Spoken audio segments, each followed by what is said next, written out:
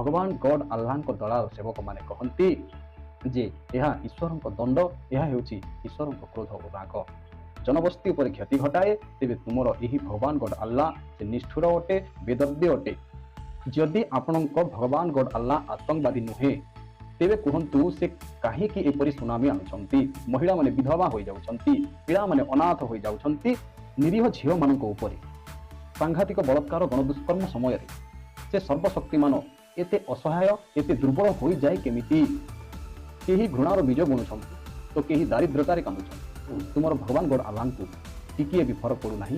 भगवान गॉड अल्लाह किछि काम रे नाही, केवल से गछर पत्र ही हलै पारिब। ओडिया गदारे खाद्य खोजुथिबा छोट छोट पिला मानक भविष्यत किए तैयारी करिछि। भूमिकंपर विनाश काल रे, दुख भरा विच्छेद मुहूर्त रे, दुख भरा कंठ काकुति मिनती रे, प्रबल वर्षार समय रे लोकंक सहित कौन हुए से केबे आसी किछि समय रही किछि पचारि छंती कि?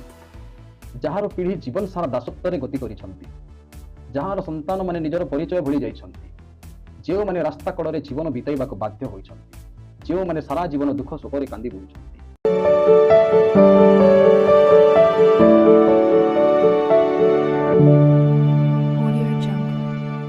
जदि केउठी भूकंप किंबा सुनामी आसी जाए, जदि कौन स्थान में मरुड़ी किंबा प्रबल वर्षा आसी जाए, जदि कौन स्थान में जंगल जड़ी पाउंस हो जाए, जदि कौन स्थान में जनबस्ती जड़ी पाउंस हो जाए, तेबे भगवान गॉड अल्लाह दलाल सेवक माने कहती जे यह ईश्वर दंड, यह हेउची ईश्वर क्रोध और राग।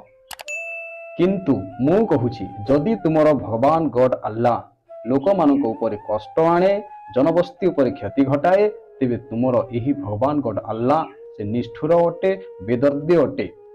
आ सेथि पई तो दुनियार समस्त धार्मिक गुंडा माने साधुरे परिचित हेउछंती।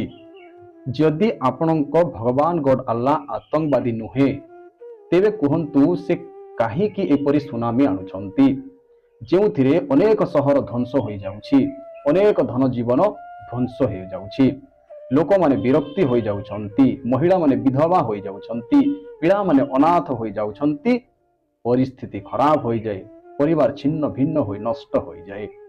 जदि तुमर भगवान गॉड अल्लाह यह सब घटुथिबा देखुछि आ किछि करि पारु नाही, तेबे कहंतु से किपरि ईश्वर बा स्वामी होई गले, से केमिति सृष्टि निर्माण कर्ता होई गले। जदि तुमर भगवान गॉड अल्लाह दयालु कृपालु अटंती तेबे साबित करंतु जे जदि सर्वशक्तिमान कौन कौन रे रहुछंती, तांकर इच्छा बिना गछर पत्रटीए मध्य होले नाई बोली कहि थांती।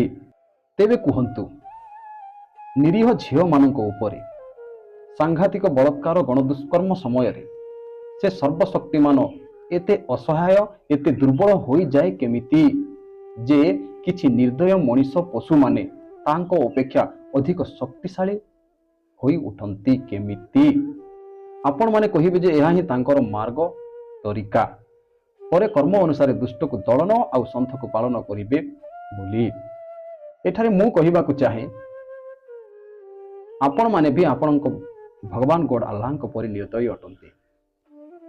आपण मानक ठारे मानविकता नाही, जहाँ अन्यर दुख दरज को बुझी पारिबो। तुमे अन्य मानकर जंत्रणा से पर्यंत बुझी पारिबो नाही जे पर्यंत एपरि एक विपर्य आपणक घरे न घटिछि। एथिपई तो आपण एहाकु मानंती जे सबु किछि तुमर भगवान गॉड अल्लाह द्वारा करा जाइछि। ताहेरे एहा मध्य अनुमान करा जाउ जे पृथ्वी रे घटुथिबा प्रत्येक घटना पाई तुमर भगवान गॉड अल्लाह ही दायी अटंती। एही घटना गुड़िक जनजीवन कांदुथिबार कारण भी सेही भगवान गॉड अल्लाह दोषी अटंती। तेणु से धूर्त पाखंड गद्दार मध्य अटंती। तुमे तुमर काल्पनिक आराध्या को बंचाइबा पई जेते चेष्टा कर, किंतु ताहार वास्तविक सत्य एहा ही अटे। मिथ्या मिथ्या मिथ्या। जदि तांको ठारे संसार को नष्ट करिवार क्षमता अछि, तेबे मु कहूछि जे एही ब्रह्मांड रे तांको ठारो अधिक निष्ठुर आउ केही नाहंती। तुमे तथापि विश्वास करो जे तुमर भगवान निष्ठुर नुहंती, तेबे कहंतु केही घृणार बीज बुणुछंती तो केही दारिद्रतारे कांदुछंती। काहाकु आवश्यक अधिक देइछि तो केही जीवन सारा ନିଜର ଭାଗ୍ୟକୁ ଦୋଷ ଦେଇ ଚାଲିଛି। ଆଉ ତୁମର ଭଗବାନ ଗଡ ଆଲ୍ଲାହଙ୍କୁ ଟିକିଏ ବି ଫରକ ପଡୁନାହିଁ କାହିଁକି? ତେବେ କୁହନ୍ତୁ ଯେ ତୁମର ଭଗବାନ ଗଡ ଆଲ୍ଲାହ ଦୟାଳୁ କୃପାଳୁ ହେଲେ କେମିତି? ସଂସାରରେ ଘଟୁଥିବା ଘଟଣା ଗୁଡ଼ିକରେ ତାଙ୍କର କୌଣସି ସମ୍ପର୍କ ନାହିଁ। ତେବେ ଏହାର ସରଳ ଅର୍ଥ ହେଉଛି ଯେ ପୃଥିବୀର ଶାସନ ତାଙ୍କ ନିୟନ୍ତ୍ରଣ ବାହାରେ। ଏହା ମଧ୍ୟ ସ୍ଥିର ହୋଇଥିଲା ଯେ ତୁମର ଏହି ପାଗଳ ଦେବତା ସୃଷ୍ଟିର ନିର୍ମାତା ଯାହାକୁ କୁହାଯାଇ ପାରିବ ନାହିଁ। ଯଦି ତୁମର ଦୁର୍ବଳ ଭୟଭୀତ ଏବଂ ଭ୍ରାନ୍ତ ଆରାଧ୍ୟ, ତେବେ ଏହାର ଅର୍ଥ କୁହନ୍ତୁ ଯେ ତୁମର ଭଗବାନ ଗଡ ଆଲ୍ଲାହ ଦୟାଳୁ ନୁହେଁ କି କୃପାଳୁ। ଏହାର ଅର୍ଥ ଏମିତି ବି ହେବ ଯେ ତୁମର ଭଗବାନ ଗଡ ଆଲ୍ଲାହ କିଛି କାମରେ ନାହିଁ। କେବଳ ସେ ଗଛର ପତ୍ର ହିଁ ହଳେଇ ପାରିବ, ବାକି ଅନ୍ୟ କାମ ତାଙ୍କ ହାତ ବାହାରେ। ତୁମେ ତାଙ୍କର ମିଥ୍ୟା ଅସୀମ ଜ୍ଞାନକୁ ବଞ୍ଚାଇବା ପାଇଁ ଲୋକମାନଙ୍କ ଭାଗ୍ୟକୁ ଦୋଷ କିମ୍ବା ଦାୟୀ କରିଥାଅ। ତେବେ ମୋତେ କୁହନ୍ତୁ ଯେ ଅଳିଆ ଗଦାରେ ଖାଦ୍ୟ ଖୋଜୁଥିବା ଛୋଟ ଛୋଟ ପିଲାମାନଙ୍କ ଭବିଷ୍ୟତ କିଏ ତିଆରି କରିଛି? ମରୁଡ଼ିରେ ନଷ୍ଟ ହୋଇଥିବା ଫସଲ ସାମ୍ନାରେ ଯେଉଁମାନେ ଆତ୍ମହତ୍ୟା କରନ୍ତି ସେମାନଙ୍କର ଦୁର୍ଭାଗ୍ୟ କିଏ ଲେଖିଛନ୍ତି? ତୁମର ଭଗବାନ ଗଡ ଆଲ୍ଲାହଙ୍କ ଧର୍ମକୁ ସସମ୍ମାନ କରି କାନ୍ଦୁଥିବା ଶିଶୁମାନଙ୍କର ଯନ୍ତ୍ରଣାରେ କେବେ ଅନୁଭବ କରିଛନ୍ତି କି? ଅତ୍ୟାଚାରର ଛାୟାରେ ବାସ କରୁଥିବା ଲୋକଙ୍କ ଭୟକୁ କେବେ ଦୂର କରିଦେଇଛି କି? ଭୂମିକମ୍ପର ବିନାଶ କାଳରେ, ଦୁଃଖ ଭରା ବିଚ୍ଛେଦ ମୁହୂର୍ତ୍ତରେ, ଦୁଃଖ ଭରା କଣ୍ଠ କାକୁତି ମିନତିରେ, ପ୍ରବଳ ବର୍ଷାର ସମୟରେ ଲୋକଙ୍କ ସହିତ କ'ଣ ହୁଏ ସେ କେବେ ଆସି କିଛି ସମୟ ରହି କିଛି ପଚାରିଛନ୍ତି କି? ଯାହାର ପିଢ଼ି ଜୀବନ ସାରା ଦାସତ୍ୱରେ ଗତି କରିଛନ୍ତି, ଯାହାର ସନ୍ତାନମାନେ ନିଜର ପରିଚୟ ଭୁଲି ଯାଇଛନ୍ତି, ଯେଉଁମାନେ ରାସ୍ତା କଡ଼ରେ ଜୀବନ ବିତାଇବାକୁ ବାଧ୍ୟ ହୋଇଛନ୍ତି, ଯେଉଁମାନେ ସାରା ଜୀବନ ଦୁଃଖ ଶୋକରେ କାନ୍ଦି ବୁଲୁଛନ୍ତି, କହ ତୁମର ଭଗବାନ ଗଡ ଆଲ୍ଲାହ ଏହି ଯନ୍ତ୍ରଣାକୁ ବୁଝିବା ଭଳି ସମଝଦାର ଅଟନ୍ତି କି? ନାହିଁ, କେବେ ନାହିଁ। ଧର୍ମର ବହୁ ପୁରୁଣା ମାଦକ ବିଷ୍ଠାରୁ ବାହାରୁଥିବା ବିଷକୁ ପିଇ ଚାଲିଛନ୍ତି, ଆଉ ଆପଣମାନେ ପିଢ଼ି ପରେ ପିଢ଼ି ଏହି ଭ୍ରମରେ ବଞ୍ଚି ଆସୁଛନ୍ତି।